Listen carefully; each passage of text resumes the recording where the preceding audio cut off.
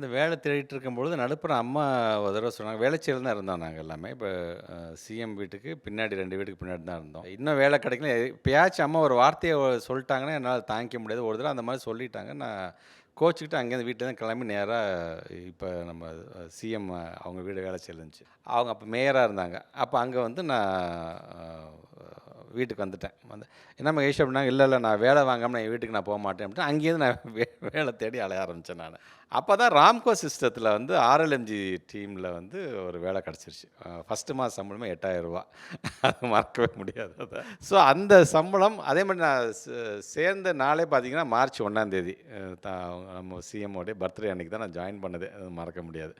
So அந்த ரூ. 8,000 சம்பளத்த first நான் கொண்டு வந்து குடுத்தது வந்து முதலமைச்சர் இன்றைய முதலமைச்சர் அவங்க கையில தான் குடுத்தேன் நானு. ஃபர்ஸ்ட்டு என்னன்னு அவங்களுக்கு சொல்லாம தான் வந்து குடுத்தேன் நானு. என்னதுன்னா, இல்ல மாசம் சம்பளம் அப்படின்னு சொல்லிட்டு, இந்தா நான் அதுலேருந்து ஒரு 500 எடுத்துக்கிட்டேன். மிச்சம் இல்ல இந்த மாசம் முழுக்க முழுக்க அது உங்களுக்கு மட்டும் தான் சொல்லி அவங்கள்ட்ட குடுத்துட்டு நான் வந்துட்டேன் நான் அத.